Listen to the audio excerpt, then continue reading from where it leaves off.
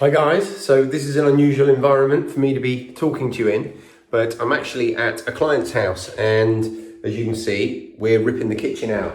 And this here, in a domestic kitchen, stainless steel worktop. So what I'm going to do, I'm actually going to save that. It's not going to have to go to recycling or landfill or wherever else it would go. It's going to come straight home along with the one that was along this wall and along this wall.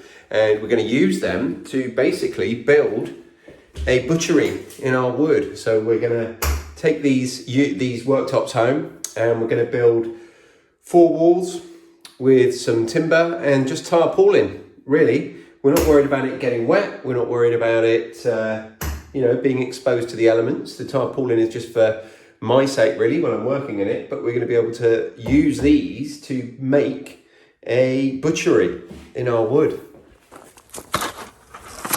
So,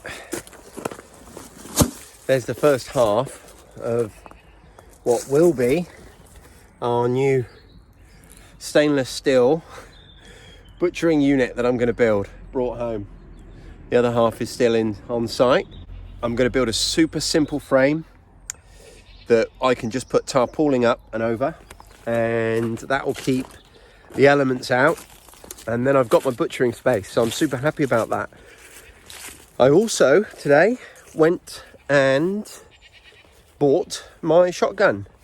I've had my license now. I got my license in lockdown while we were in the midst of our full-on lockdown here in the UK. I finally received my shotgun and rifle license. So I went and purchased the shotgun that is the most humane way of slaughtering our pigs. That's taken care of as well now. I feel like I'm getting more organised with that whole process. So it's not something I'm looking forward to. The idea of ending another creature's life isn't something that I'm looking forward to. It's not something I'm going to enjoy, but what I am going to do is I'm going to ensure the most humane process humanly possible.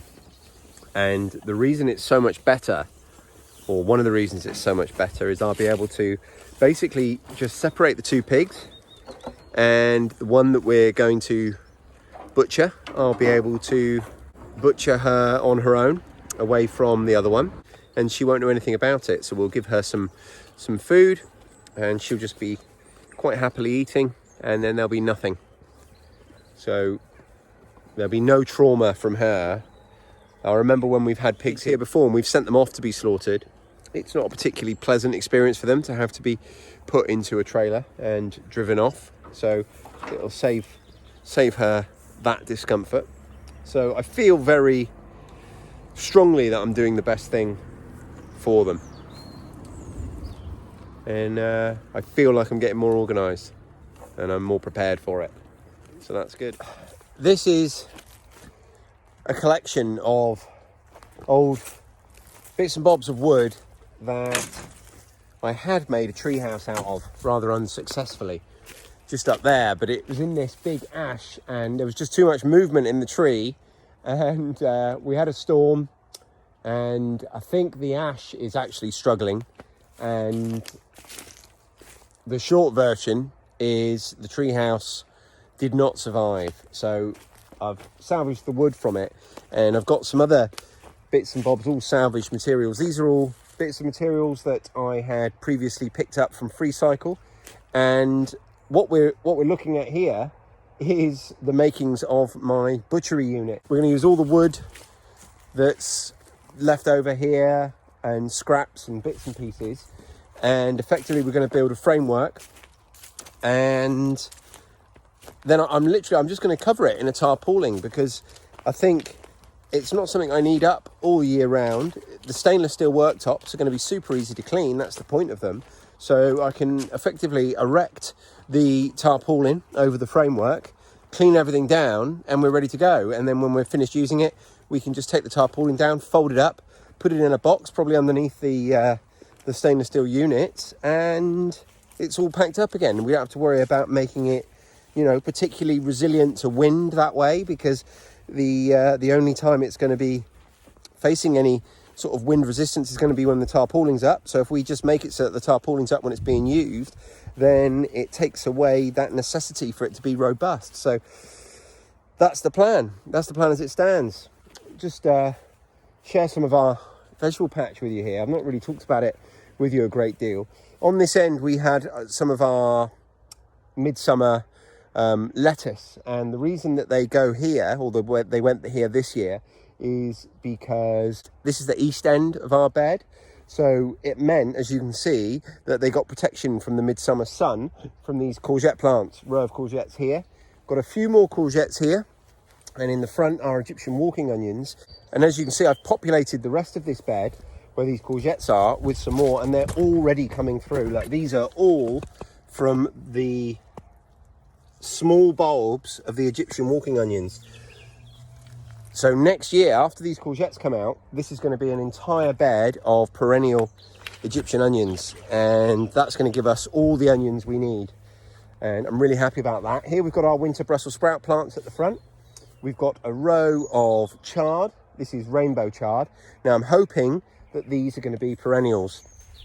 And then what we've got at the back is some runner beans. Now again, these runner beans we're going to grow as perennials. This is actually coming from our pumpkin patch over there, which I'll get to shortly.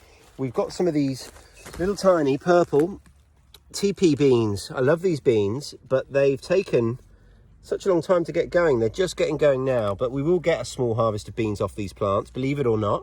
They will still come good in the next week or so, so we will get some beans off of those plants, even if it's only a few. So moving further down the bed, we've got squash all through here. So we've got a few butternut squash and some pumpkins at the back.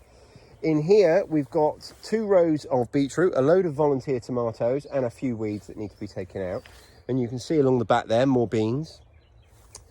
We've got 2 rows of leeks, which are coming on fantastically. They're going to be ready for harvesting. In a month or two, we'll start thinning those out, and we'll have, when we thin those, we'll have leeks that are certainly usable. And then through here, we've got some parsnips and some swede, then nasturtiums. At the back there was broad beans. They've finished, and we're going to be replanting them with broad beans very, very soon. We've got a row of kale here. Now these kale will overwinter. This is going to be a lot of our winter vegetables here. That's going to go right through. This is our summer cabbage. So we've had most of those out already. There's a few left, as you can see. And then we have spinach. Now we've only planted, we did actually succession plant spinach, but this is our original patch of spinach. It hasn't gone to seed all summer. It's provided us with leafy greens from March, April time, right through till now, and it's still going strong.